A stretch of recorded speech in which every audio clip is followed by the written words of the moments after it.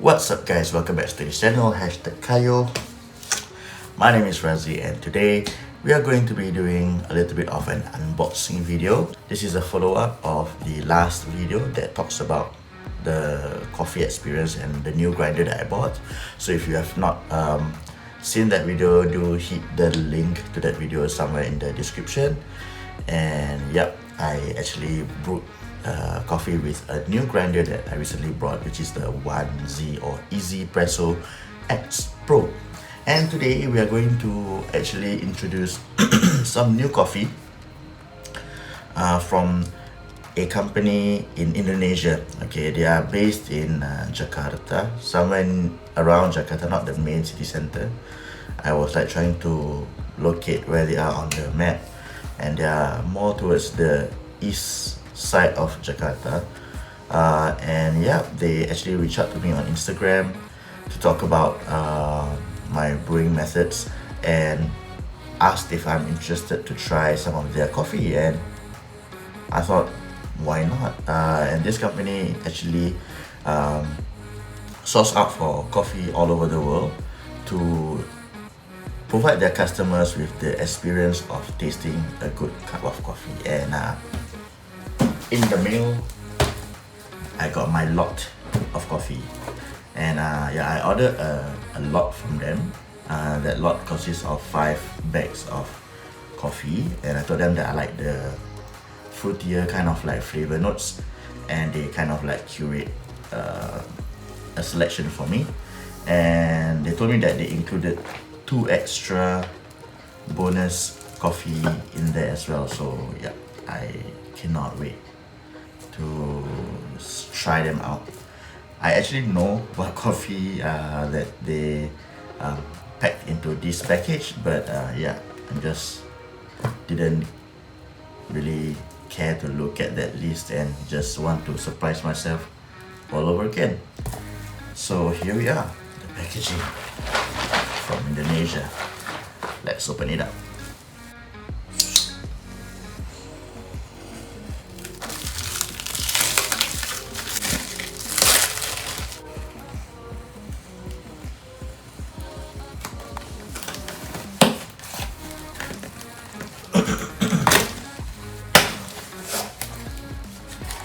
The company is called Tür Coffee, T-U-R.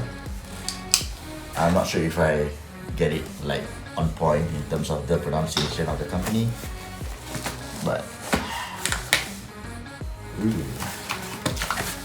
look guys, that's the company, Tür. Wow, the packaging is pretty nice. It has the brand of the roaster right here, and it talks about the coffee. Like for instance, this one is from the Vulcan Cherry Tree region, Gesha variety. I've recently only was introduced about this Gesha variety. I was told that it is kind of like expensive because it's difficult to grow, or the yield is like, yeah, it's just difficult to grow, and it's supposed to give this kind of a sweet cup to the consumer or to the person trying the coffee. So yeah, we have this one, which is the Panama Alpes, and then oh, there's a few Gesha one, yeah, Gesha green tea, Panama Alpes, Gesha green tea, Panama Hacienda. Gosh, am I butchering all the names? Another Gesha, Panama Hacienda as well, but the tasting notes are different. Okay, so for this Panama Hacienda lot 854, it is processed naturally, whereas this one, lot 843, is washed. So it gives out a different kind of like flavor notes. Like the one done naturally has a blackcurrant, grapefruit, cinnamon, clove, brown sugar. Just the sound of it so tasty. And the one that is washed has lavender, blueberry, pink, orange, and honey. Man, Exciting. Okay, so yeah, I have another one. Panama Alpes, lot 799, and Panama Hacienda, lot 769. So there's a few Panama Hacienda. These are all from Jensen Coffee Farm. So I think there's a lot of information that's been given here from like the region, the variety. I think those are quite common. The producer, which is pretty good because you know where your coffee actually comes from, and the altitude that these things are being grown. So yeah, a lot for me to like Google and find out a little bit more about all this information, and also more about Jensen Coffee Farm, the producer of the coffee. Oh, but just looking at the notes, the tasting notes or the flavor notes, I am very excited. It's full of fruity flavor. And here we have the 2 bonus bag, which is Yemen Haimi. Not sure what these are, but yeah, I'm gonna like I said, find out a little bit more, Google a little bit more, but I'm excited, and I need to brew one of these.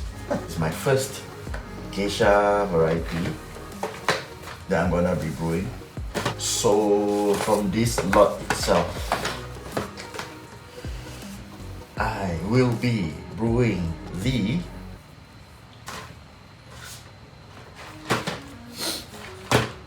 Panama Hacienda lot 769 coffee. Why? Simply because it has a lychee flavor note, which is my favorite. So a bit more about this coffee is that it comes from the region of Vulcan Chirichuri. It's a Gesha green tea variety, also from Jensen Coffee Farm, grown at an altitude of 1350 MASL, and it's washed. There is okay, but one thing about this coffee is that the roast date is quite some time back. It's on the 23rd of August 2022,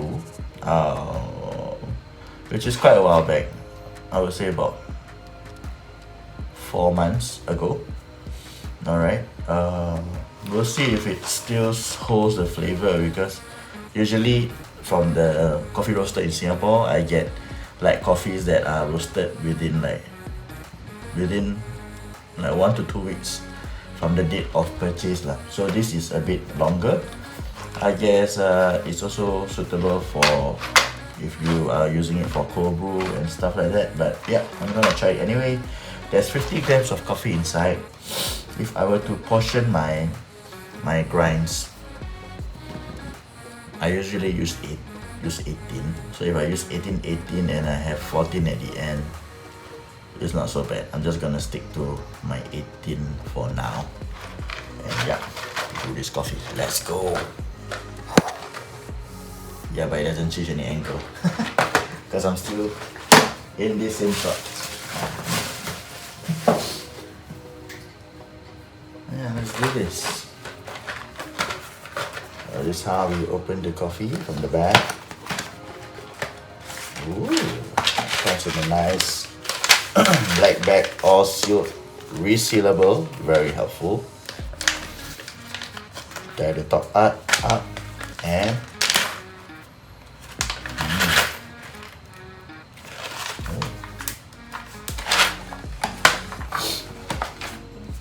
also inside here there is this card, an info card. I think a lot of effort goes into the sourcing and also the information behind the coffee that they provide. So same thing, they have all the information that they provide for us, the region, farm, variety, producer, altitude, wash, and an additional part is that there is a drying, which is sun-dried patio. That's how they dry the coffee. Alright, and they even give a grind size, 1:15. 10 grams of coffee with 150 grams of water. Brew temperature 95 degrees. Brew time 3 minutes 15 seconds. That is a brew recommendation. Very interesting and very helpful in the sense, but what probably is not in here is like what kind of brewing method is it. I think it's more of a V60 given the 3 minute 15 second mark. But yeah, that's alright. I'm just gonna continue with my AeroPress Go method, but using this whole 10 gram with 150 grams of water. Yo, the box is really good, man. I mean, like, look at this. The box is like super fun. Super fun box.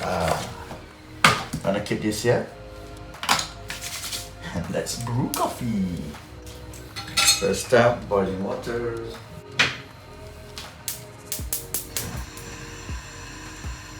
Put in the thermometer just for monitoring. Okay, it's time to grind.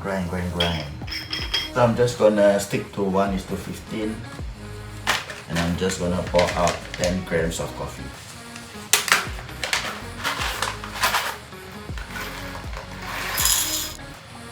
It just means that I have more brewing batches, right?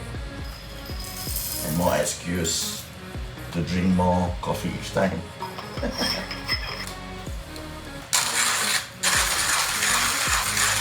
So since the water is different, 150 instead of 200, I'm gonna still pour the first 50 out, let the gases come out, and then after that, pour the remaining 100 grams in. Yeah, just slight difference to the whole recipe, but it shouldn't change much. I got my water at 90 degrees, so a little bit more to reach 95. Probably I brew it to about 100, which is the boiling point, and then let it simmer down a little bit. And yeah, what should I do next? Oh yes, set up my AeroPress. All the water splashing out. But hey, new coffee. What is there not to be excited about? My filters. Because the last time I did my bike, so-called mini bike packing trip to do my coffee, I forgot the filter. 2 filters as always. Wet my filter. Water currently is at 100. Gonna let it simmer. Okay. Now let's pour the grinds into the AeroPress Go.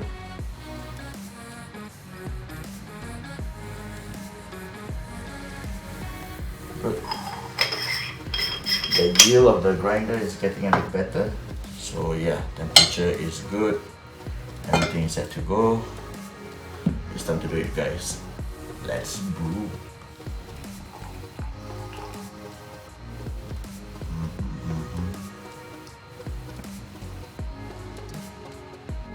Okay, 140. Turn it around and press it down. Reach the 2-minute mark. Let it rest for 30 seconds as per usual. Yeah, since the coffee is new, or whenever I try something new, I try not to change too much aspects of the brewing, just one change at a time, so that you know what sort of like brings about the change in flavor. My daughter's my melody cup. I think I left my own mug at work. Ah well. Oh.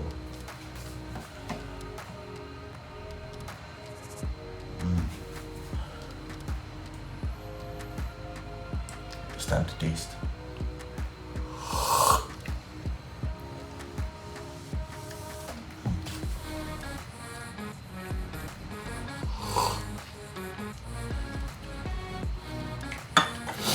The acidity is, I would say, moderate to mild.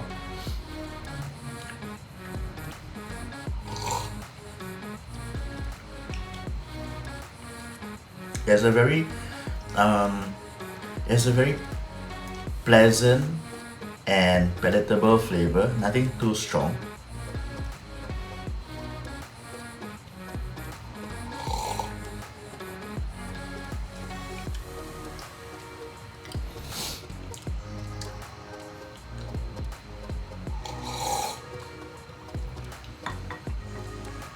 Yeah, nothing too strong, palatable. I think it's really good for someone who is, trying out like AeroPress Go or any kind of brewing method for the first time, because it's not like a very shocking kind of like flavor. And when they drink this, it doesn't have that intensity of a coffee, but one could mistake it for a very over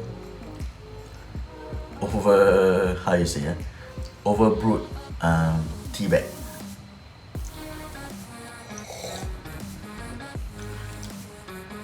Yeah. Oh, but it's definitely a very nice flavor. Very palatable and very friendly, and it leaves behind this like a citrusy feel to your lips and your tongue. Like you almost dry it up, like you're drinking some fruit juice of some sort. Yeah.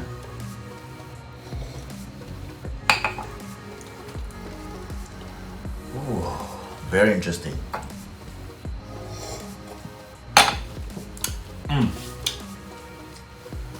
Very interesting, very enjoyable, something that I can drink anytime. Yeah. Oh, one thing about the card at the back, it talks about where the coffee come from, the Vulcan Cherry Tree, Panama, and they talk about that whole coffee belt. So a lot of information, very nicely done, packaged. A lot of thought goes into it, and it gives me with areas to research on, which is pretty exciting for myself. And yeah, I would definitely learn more. And looking at the way they sort of like cater the brew time to a V60 or pour over drip, I think I'm gonna get myself a pour over to give the coffee beans more justice. Because one thing I know about pour over drip is that I used to have one metal meshed, sort of like a pour over method. The flavors are a bit more, I would say, vibrant, and there's definitely more dispersed flavor notes, then you can really tell and taste the flavors better compared to the AeroPress Go. But yeah, I guess it's just time for me to explore the V60, or rather revisit the V60, because I don't quite like the metal mesh, because it's really hard to clean. Some of the coffee grinds me just get into the holes of the metal mesh, and yeah, I'm gonna get one V60, a very simple one with a paper filter, and we're gonna brew a decent cup of coffee using this coffee from Tür Coffee company that sourced it out from Jensen Coffee Farm.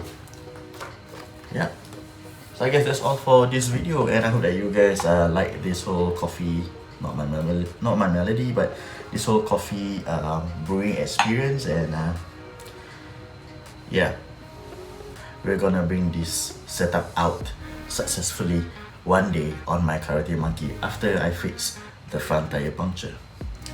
And so I'll see you guys in the next video. If you like this, hit the like, share and subscribe button please to support this channel. And yeah, I'll see you guys in the next one.